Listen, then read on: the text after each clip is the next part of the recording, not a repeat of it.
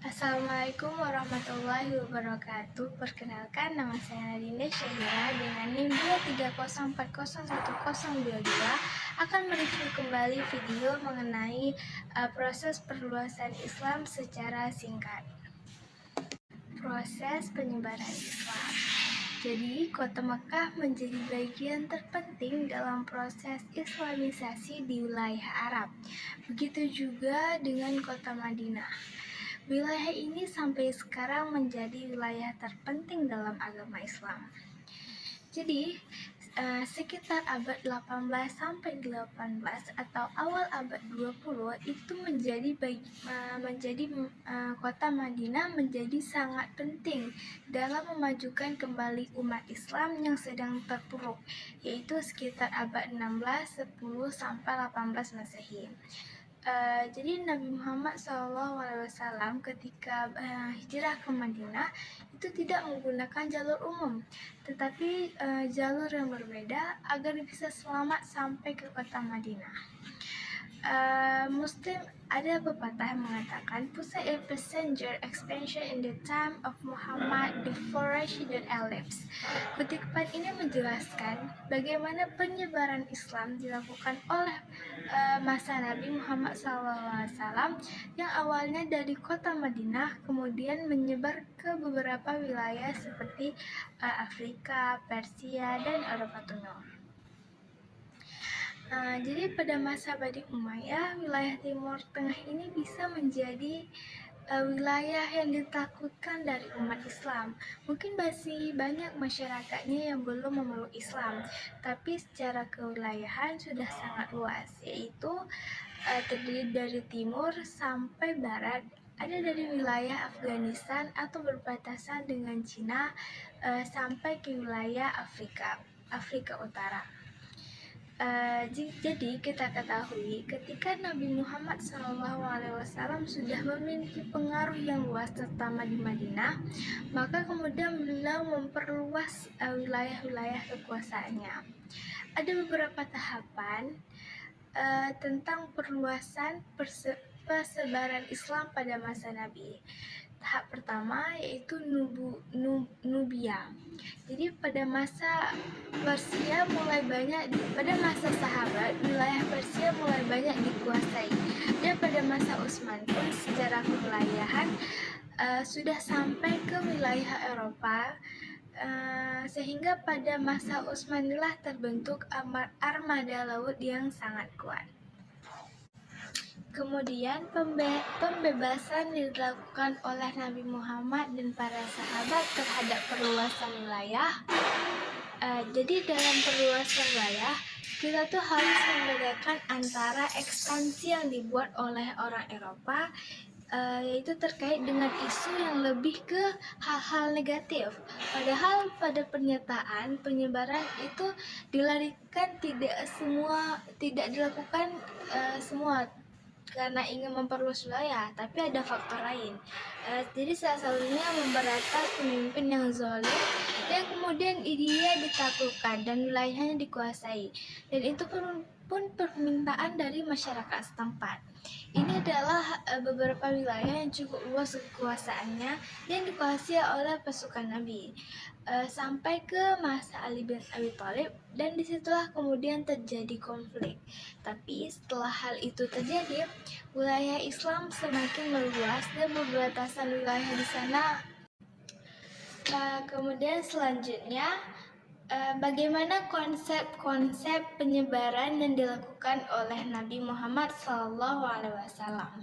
Jadi Nabi Muhammad SAW dalam penyebaran Islam memiliki tahapan yang mana beliau awalnya tertutup, kemudian berkembang, yaitu yang awalnya sembunyi-sembunyi, kemudian secara terang-terangan. Yang awalnya di Mekah lalu pindah ke Madinah. Jadi dalam penyebaran ini Nabi Muhammad memiliki konsep yang sangat jelas baik di Madinah maupun Mekah. Kalau di Mekah agak sulit memang atau rumit, dan kalau di Madinah itu lebih mudah karena Nabi Muhammad diterima secara langsung di Madinah. Nah, jadi ketika sudah sampai di Madinah, konsepnya tuh sangat kuat. Konsep kenegaraannya itu mulai muncul tuh di Madinah. Periode Mekah itu adalah pembinaan dan pendidikan tauhid. Jadi sedangkan ketika sudah pada periode di Madinah, ini tuh mulai kepada pendidikan sosial dan politik. Jadi pada era Madinah inilah Islam itu penyebarannya semakin meluas dan pemeluknya itu semakin banyak.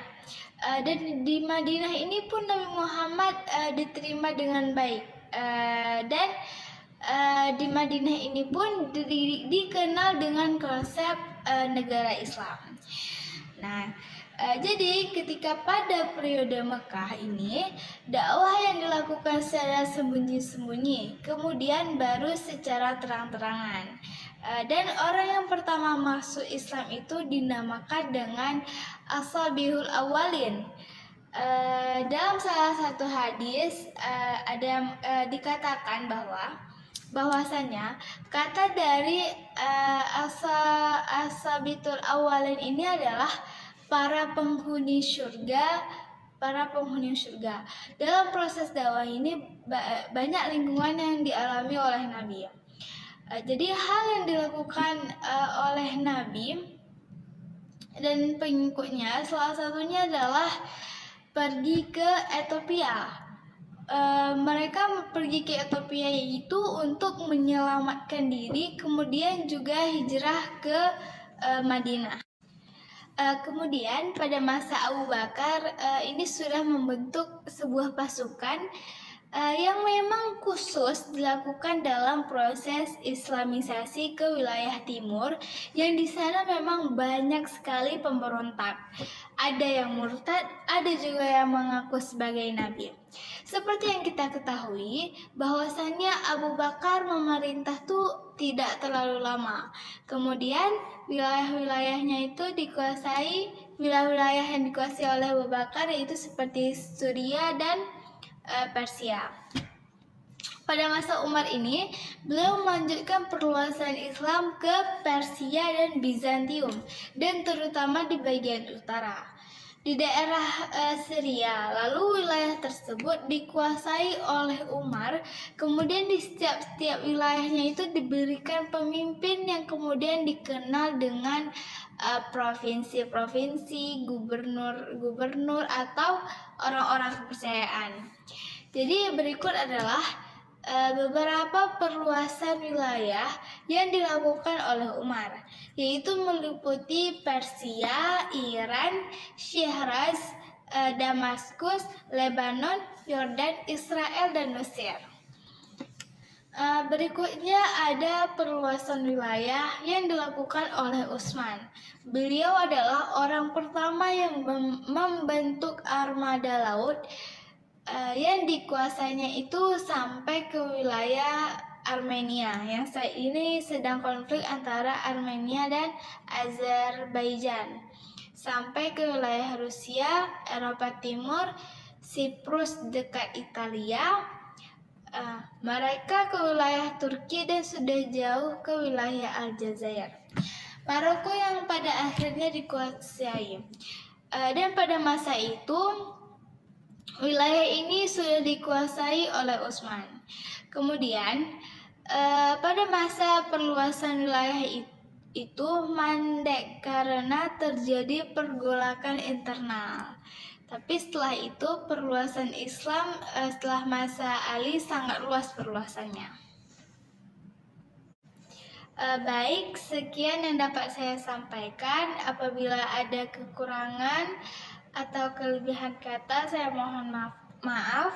Wabillahi taufik wal hidayah. Wassalamualaikum warahmatullahi wabarakatuh.